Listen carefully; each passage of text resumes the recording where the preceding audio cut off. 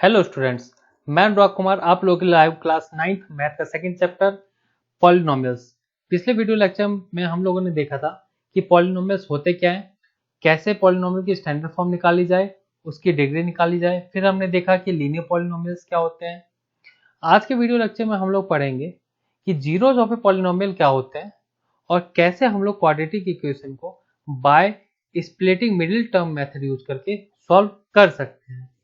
इस video lecture के last में एक पजल क्वेश्चन दिया हुआ है, आप लोग उसको भी सॉल्व करिए और उसका आंसर मैं नेक्स्ट वीडियो लेक्चर में आप लोगों को बताऊंगा। तो स्टार्ट करते हैं हम लोग आज का वीडियो लेक्चर। ये बहुत ही इजी क्वेश्चन था हमारा। इसका आंसर आपका है 2। जब आपने 4 को मार दिया तो एक तो बचा ही, और उस रूम में आप भी तो प्रेजेंट हैं, आप ही तो गए थे मारने के लिए, तो वो एक आप हैं, तो इसका आंसर हमारे पास है 2। आज का पहला टॉपिक है हमारा जीरोज ऑफ अ पॉलिनोमियल। एक मैं पॉलिनोमियल लेता हूं, आप लोगों को पता है पॉलिनोमियल को मैं px से डिनोट करूंगा। वो पॉलिनोमियल लेट सपोज मेरा है x square minus x plus 1। अब मैं आप लोगों से एक सवाल पूछता हूं, find the value of px at x is equal to 1। आप लोगों को क्या करनी है, px की वैल्यू निकालनी है जब हमारा x क्या हो, 1 के बराबर हो। तो कैसे निकाल लेंगे आप लोग, हम लोग क्या करेंगे, put x is equal to 1। तो p यहाँ पे x है तो ये हो जाएगा 1 इज इक्वल टू x है, x की जगह 1 रखा तो 1 का स्क्वायर माइनस 1 प्लस 1। तो यहाँ पे आ जाएगा p1 इज इक्वल टू 1 का स्क्वायर 1 माइनस 1 प्लस 1। तो हमारे पास आ गया p1 is equal to 1 minus 1 0 1। तो हमने px की वैल्यू निकाल ली at x is equal to 1। क्या होगी px की value at x equal to 1 1। Second question है at x is equal to 2। px की वैल्यू आपको निकालनी है, तो क्या करोगे, put x is equal to 2। तो यहाँ पे p x की जगह क्या आ जाएगा 2 is equal to x square minus x plus 1 ये है, तो x की जगह 2 रखा, 2 स्क्वायर माइनस 2 प्लस 1। करेक्ट। इसे सॉल्व करिए, 2 टू 4 माइनस 2 प्लस 1। इसे सॉल्व करेंगे तो आ जाएगा आपका 3। तो p2 आपका आ गया आपके पास 3। अब हमें px की वैल्यू निकालनी है एट x इक्वल टू 0। तो मैं x को क्या करूंगा, 0 पुट करूंगा, पुट x इक्वल टू 0। तो क्या आ जाएगा p0, x की जगह 0 रख दिया इक्वल टू 0 का स्क्वायर माइनस 0 प्लस 1। तो p0 क्या हो जाएगा हमारे पास 1। p0 क्या डिनोट कर रहा है, यहाँ पे p0 डिनोट कर रहा है px की value at x equal to 0। p0 is value of px की value at x equal to 0, जो कि आ गया हमारे पास 1। अब आपको px की वैल्यू निकालनी है at x equal to minus 1। तो यहां पे मैं क्या करूंगा, x को माइनस 1 पुट कर दूंगा, तो हो जाएगा p minus 1 equal to minus 1 का स्क्वायर माइनस माइनस 1 प्लस 1। तो p माइनस 1 हमारे पास आ जाएगा 1 प्लस 1 प्लस 1 इक्वल टू 3। यहाँ पे एक पॉलिनोमियल दिया हुआ है px equal to x minus 3। अगर मैं कहूँ p1 कितना होगा, तो आप लोग क्या करोगे, x को 1 पुट कर दोगे, तो 1 माइनस 3 इक्वल टू माइनस 2 हो जाएगा।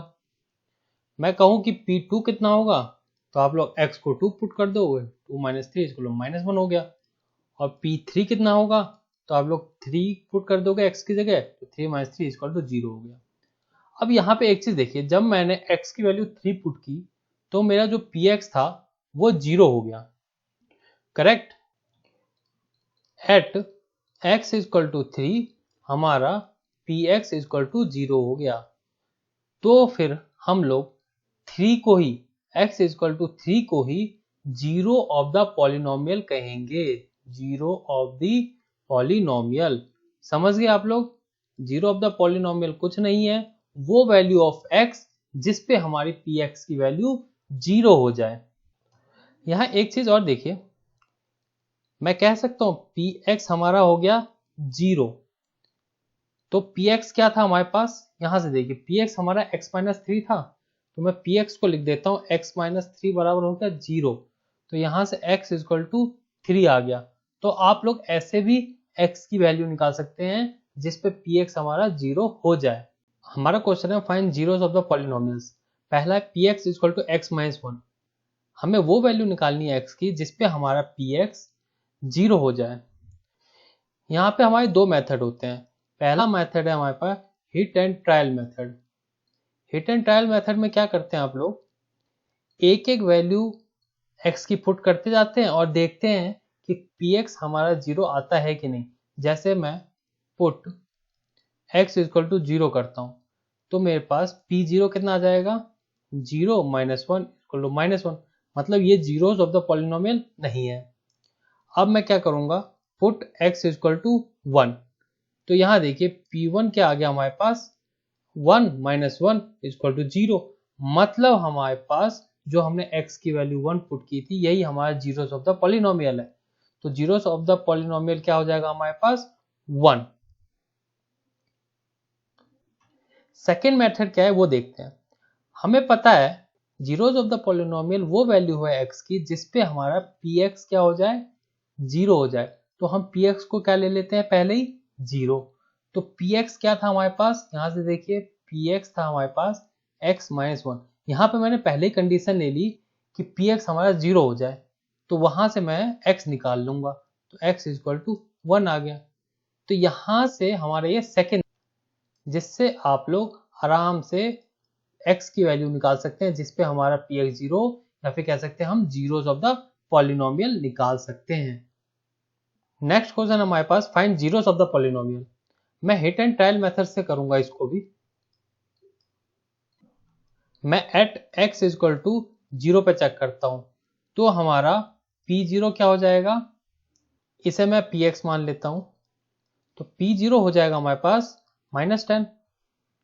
Eight x equal to 1, p1 क्या हो जाएगा हमारे पास, आप लोग सॉल्व करेंगे तो -6 आ जाएगा। Eight x equal to 2, p2 कितना आ जाएगा हमारे पास, 4 प्लस 6 -10, मतलब 0। तो हम कह सकते हैं कि हमारा जीरोस ऑफ द पॉलिनोमियल क्या है यहाँ पे, 2 is the zeros of the polynomial, क्योंकि 2 की जब वैल्यू पुट होगी तो ये इक्वेशन हमारा 0 के बराबर हो जाएगा। यहाँ एक चीज और ध्यान दीजिएगा, अगर मैं at x equal to -5 put करूं तो क्या आएगा, -5 का square plus 3 into -5 -10 equal to 25 -15 -10 0। अब यहां एक चीज देखिए कि दो वैल्यू ऑफ x के लिए हमारे पास px इक्वल टू 0 हो रहा है, तो हमारा px इक्वल टू 0 कहां हो रहा है, एट x इक्वल टू 2 और -5। तो ये दोनों हमारे जीरोस ऑफ द पॉलिनोमियल होंगे, ये याद रखिएगा। हमारे पास सेकेंड मेथड है, उस मेथड में हम लोग क्या करते थे, px को 0 के बराबर रख देते थे। तो अगर मैं कहूं px इक्वल टू 0, तो px क्या है हमारे पास, x square plus 3x minus 10, तो मैं कह सकता हूं x square plus 3x minus 10 equal to 0। अब हमें क्या है, इस इक्वेशन को सॉल्व करना है। जब हमारे पास लीनियर इक्वेशन होता था उसे सॉल्व करना इजी होता था, लेकिन ये हमारे पास क्वाड्रेटिक इक्वेशन है, तो इसे कैसे सॉल्व किया जाए। इसको सॉल्व करने का एक तरीका हमारे पास, जिसे हम कहते हैं splitting the middle term method. अब हम इस इक्वेशन को सॉल्व करेंगे splitting the middle term method से। सबसे पहला स्टेप है इसमें, convert the polynomial in standard form such that coefficient of first term is positive. हमें क्या करना है, इस पॉलिनोमियल को स्टैंडर्ड फॉर्म में कन्वर्ट करना है। अब आप लोगों को पता है स्टैंडर्ड फॉर्म में कन्वर्ट करने के लिए जो x की पावर्स है उसको हमें डिसेंडिंग ऑर्डर में अरेंज करना होता है, तो ये पहले से हमारे डिसेंडिंग ऑर्डर में अरेंज है, तो ये स्टैंडर्ड फॉर्म में है। और दूसरा कह रहा है कि फर्स्ट टर्म का जो कोएफिशिएंट है उसे पॉजिटिव बनाना है। यहाँ देखिए फर्स्ट टर्म को पॉजिटिव क्या है, +1, तो ये पहले से ही हमारा पॉजिटिव है, तो इसमें कुछ चेंज करने की जरूरत है नहीं। लेट्स सपोज कि अगर मेरा फर्स्ट टर्म का कोएफिशिएंट जो है वो -2 होता, तो मैं इसको कैसे सॉल्व करता। मैं इसको क्या करता, जो -2 है इसको +2 बनाता। तो +2 ऐसे बनाता, अगर मैं दोनों तरफ -1 से मल्टीप्लाई कर दूं, -1 into 2x² plus 3x plus 5 equal to -1 into 0, तो कोई चेंज होगा नहीं। तो ये हो जाएगा हमारे पास 2x² minus 3x minus 5 equal to 0। तो ये इक्वेशन हमारी आ जाती, मैं इसको सॉल्व करता। फिर फर्दर सेकेंड स्टेप में हमें क्या करना है, जो हमारे पास फर्स्ट टर्म है x² और जो थर्ड टर्म है -10, इनके आप कॉफिशिएंट्स ले लीजिए। तो x² का कॉफिशिएंट हो गया 1 और थर्ड टर्म x की पावर 0, इसका कॉफिशिएंट हो गया हमारे पास -10। इन दोनों में जो नंबर्स है वो ले लीजिए 1 इंटू और उसको मल्टीप्लाई कर दीजिए। 1 इंटू 10 क्या हो गया अपने पास 10। अब आप लोग 10 के फैक्टर्स बना लीजिए 1 2 5 और 10, ये 10 के फैक्टर्स हो गए। ये फैक्टर्स है इनको पेयर में अरेंज करिए ताकि उनको मल्टीप्लाई करके हमारा 10 आ जाए। तो इसमें क्या बनेगा 1 10 और 2 और 5। अगर मैं 1 और 10 को मल्टीप्लाई करता हूँ तो 10 आएगा, और 2 और 5 को मल्टीप्लाई करता हूँ तो हमारे पास 10 आ जाएगा। अब मैं क्या करूंगा, मेरे पास ये दो पेयर आ गए, इनमें से मेरे को एक ऐसा पेयर चुनना है जिसको अगर मैं सब्ट्रैक्ट करूं तो मेरे पास 3 आ जाए। अब मैंने यहां पे दो चीजें कही, जिसको मैं सब्ट्रैक्ट करूं तो 3 आ जाए। अब सब्ट्रैक्ट ही क्यों करूं, सब्ट्रैक्ट इसलिए करूंगा क्योंकि जो हमारा थर्ड टर्म है उसके आगे जो साइन है वो नेगेटिव का है, मतलब सब्ट्रैक्ट का है, इसलिए मैं यहां पे सब्ट्रैक्ट करूंगा। क्लियर। दूसरी चीज मैंने कही कि 3 आ जाए। 3 क्यों आ जाए, क्योंकि जो मेरे पास यहाँ पे मिडिल टर्म है उसका जो कॉफिशिएंट है वो +3 है, तो इसलिए मैंने कहा 3 आ जाए, या फिर कह सकते हैं +3 आ जाए। तो इसमें से कौन सा फैक्टर लेंगे, 5 और 2। 5 माइनस 2 हमारे पास 3 होता है, तो मैं ये दोनों लेता हूं। तो मैं अब क्या करूंगा, जो मिडिल टर्म है उसको स्प्लिट ऐसे करूंगा कि जो उनका डिफरेंस है वो 3x आ जाए। तो मैं लिख सकता हूँ x² plus 5x minus 2x। अब देखिए इसका डिफरेंस क्या आ जाएगा 3x, तो 3x को मैं लिख सकता हूँ -10 इक्वल टू 0। अब आप लोग क्या करो, पहले दो टर्म में कॉमन लो, तो x कॉमन आ गया, ब्रैकेट में बचेगा x प्लस 5, और लास्ट के दो टर्म में कॉमन क्या आ जाएगा -2, ब्रैकेट में बच जाएगा x प्लस 5 इक्वल टू 0। अब ये फर्स्ट टर्म ये सेकंड टर्म, इन दोनों में कॉमन क्या है x प्लस 5, तो x प्लस 5 आप लोग कॉमन ले लो, तो ब्रैकेट में क्या बचेगा x माइनस 2 इक्वल टू 0। अब यहां से आप लोगों को पता ही है हमारे पास दो इक्वेशन बनेगी, या तो x प्लस 5 इक्वल टू 0 होगा, या फिर x माइनस 2 हमारा 0 के बराबर होगा। जब x प्लस 5 0 के बराबर होगा तो x क्या आ जाएगा -5, और जब x माइनस 2 बराबर होगा 0 के तो x आ जाएगा हमारे पास 2। तो यहाँ पे x की दो वैल्यू आ गई हमारे पास 2 और -5। तो इस तरह से हम लोग इस इक्वेशन को सॉल्व करेंगे by the splitting middle term method. और आप लोग चेक करिए जो हमने पहले निकाला था वो भी 2 और -5 ही आंसर आ रहा था। नेक्स्ट क्वेश्चन है हमारे पास x² minus 11x minus 42 equal to 0। इसको सॉल्व करेंगे हम लोग by splitting the middle term method से। सबसे पहले हम लोग इसको किस में कन्वर्ट करेंगे, स्टैंडर्ड फॉर्म में। अब आप लोग देखिए ये स्टैंडर्ड फॉर्म में पहले से है, और इसका जो कॉफिशिएंट है x² का वो पॉजिटिव है, तो पहला स्टेप हमारा यहाँ पे पहले ही से दिया हुआ है। अब हम लोग सेकेंड स्टेप की तरफ बढ़ेंगे। जो x² का कॉफिशिएंट है वो है 1, और थर्ड टर्म का कॉफिशिएंट है हमारे पास 42। इन दोनों को हम लोग मल्टीप्लाई करेंगे, तो ये हो गया हमारे पास 42। अब 42 के हमारे पास फैक्टर्स क्या है, 1 2 3 6 7 14 21 एंड 42। अब आप लोग देखिए जो थर्ड टर्म है उसके आगे साइन क्या है, नेगेटिव का, मतलब हमें इनमें से वो पेयर निकालना है जिसको अगर सब्ट्रैक्ट किया जाए तो क्या आ जाए, -11 आ जाए। सब्ट्रैक्ट करने पे हमारे पास क्या आना चाहिए, -11, और उनका मल्टीप्लाई भी क्या होना चाहिए 42। अब ये पेयर्स ही होंगे मेरे पास अवेलेबल जिनके मल्टीप्लाई हमारे 42 है, इन्हीं में से हमें एक पेयर निकालना है। अगर मैं कहूं 3 और 14 वाला वो पेयर है, अगर मैं इसको सब्ट्रैक्ट करता हूं तो मेरे पास -11 आने के चांसेस हैं। मैं इसको लिख सकता हूं -14 प्लस 3, ये देखिए, या फिर से मैं लिख सकता हूं 3 - 14, तो मेरे पास -11 आ जाएगा सब्ट्रैक्ट करके। तो -11x को मैं कैसे लिख सकता हूं, 3x माइनस 14x, या फिर 14x minus 14x plus 3x, आप कोई सा भी लिख सकते हैं। मैं अगर पहला वाला लिखूं तो आ जाएगा x² plus 3x minus 14x minus 42 equal to 0। यहाँ पे मैंने इन दोनों में से x कॉमन लिया तो बचेगा x प्लस 3, और इन दोनों में से मैंने माइनस 14 कॉमन लिया तो भी बचेगा मेरा x प्लस 3 इक्वल टू 0। यहाँ से मैं कॉमन ले लूंगा x प्लस 3 और फिर मेरा कॉमन आ जाएगा x माइनस 14 इक्वल टू 0।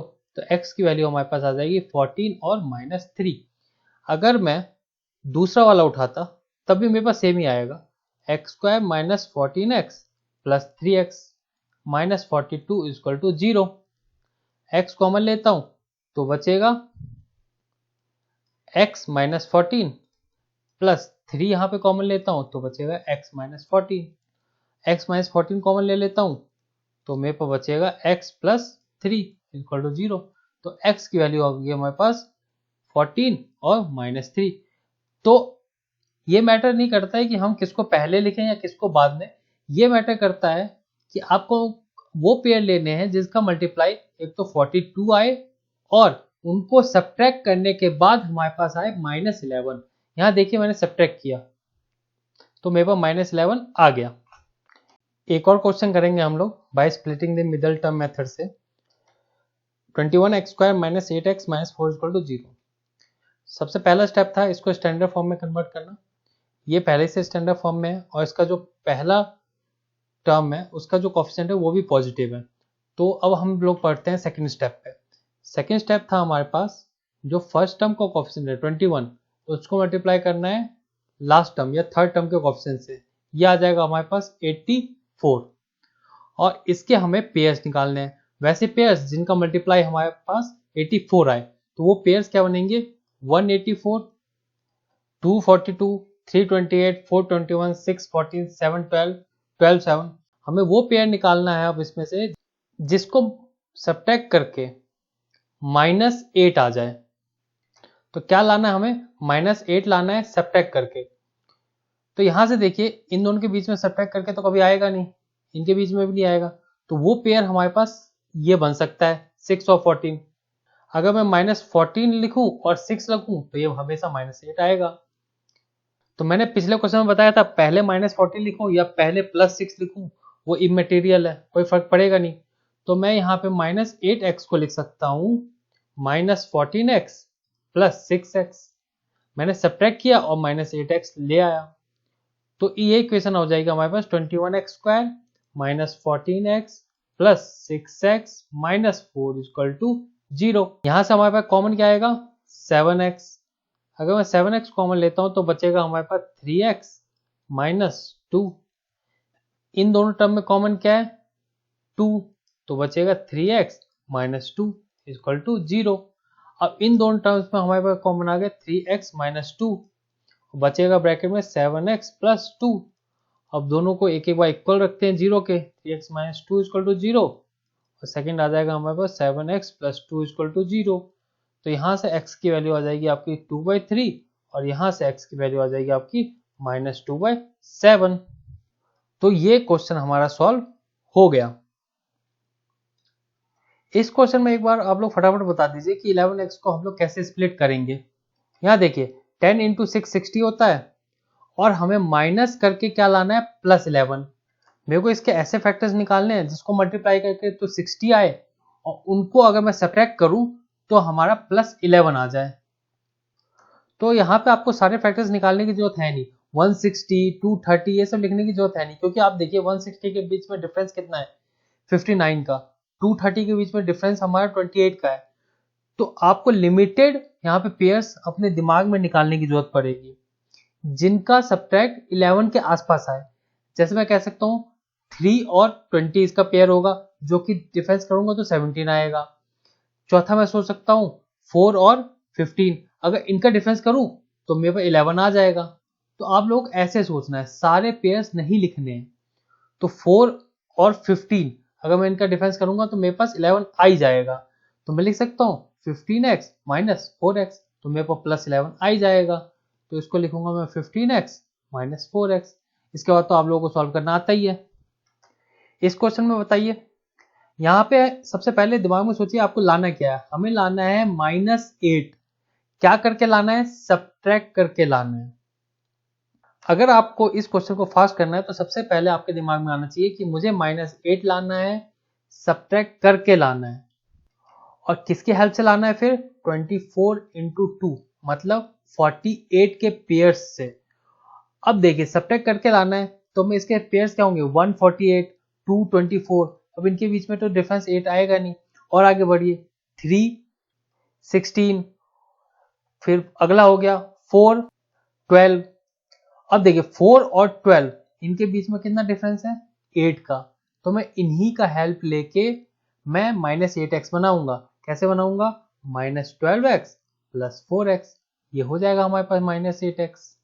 या फिर कह सकता हूं 4x - 12x। मैंने सब्ट्रैक्ट किया और -8x बना दिया। तो मैं इसको लिख सकता हूं -12x + 4x। आगे आप लोगों को सॉल्व करना आता ही है। ये याद रखिएगा कि सारे क्वाड्रेटिक इक्वेशन को आप लोग splitting of middle term method से सॉल्व नहीं कर पाएंगे। उन्हीं क्वेश्चंस को सॉल्व कर पाएंगे जिसमें आप मिडिल टर्म को स्प्लिट कर पाते हैं in terms of factor of first term into last term के जो कोफिशिएंट्स हैं। अब हम वापस अपने टॉपिक पे आ जाते हैं, जीरोस ऑफ ए पॉलिनोमियल। आप लोगों को पता है जीरोस ऑफ पॉलिनोमियल क्या होता था? वो वैल्यू ऑफ एक्स जिसपे हमारी px की वैल्यू 0 आ जाए। Value of x eight which px = 0। और फिर हमने देखा कि x की वैल्यू कैसे निकालते हैं। हमारे पास दो मेथड थे, हिट एंड ट्रायल मेथड, और दूसरा जब हम px को 0 के बराबर रख देते थे और इक्वेशन को सॉल्व कर लेते थे। हमने देखा लीनियर पॉलिनोमियल और क्वाड्रेटिक पॉलिनोमियल को सॉल्व कैसे हम लोग करेंगे।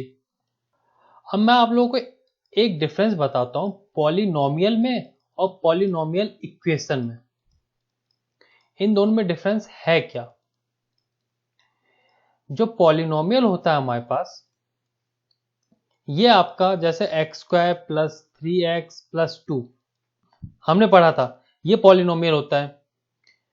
पॉलिनोमियल इक्वेशन अगर हम लिख दें x² + 3x + 2 = 0, तो ये हमारा पॉलिनोमियल इक्वेशन बन जाएगा। जहां पे हमारे पास इक्वल का साइन आ जाए वो हमारा इक्वेशन बन जाता है।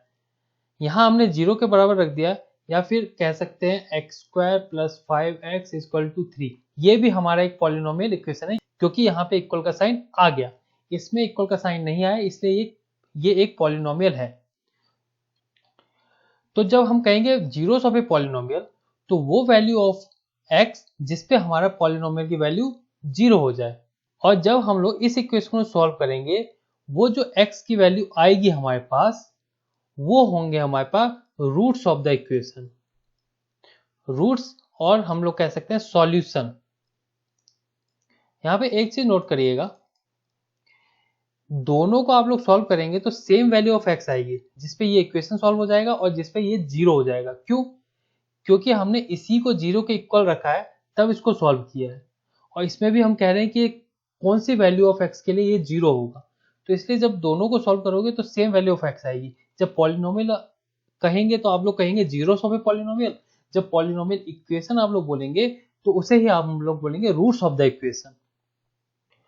तो हम लोग ये कह सकते हैं रूट्स ऑफ द इक्वेशन और जीरोस ऑफ ए पॉलिनोमियल ये दो अलग चीजें नहीं है, ये दोनों सेम ही चीज है। Bus route of the equation हमें पॉलिनोमियल इक्वेशन के जीरोस बताता है और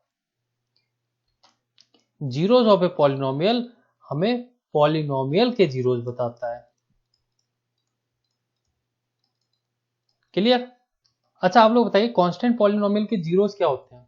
कांस्टेंट पॉलिनोमियल -125, ये कांस्टेंट पॉलिनोमियल है हमारे पास। वो इसको हम लिख सकते हैं -125 × x⁻0। वो कौन सी वैल्यू ऑफ x है जिसपे हमारा -125 0 हो जाए? तो आप लोग को पता है कि मैं x की कोई सी भी वैल्यू रख दूं यहाँ पे तो ये कभी 0 के बराबर नहीं होना है। तो इसलिए हम कह सकते हैं कांस्टेंट पॉलिनोमियल के जीरोस नहीं होते हैं।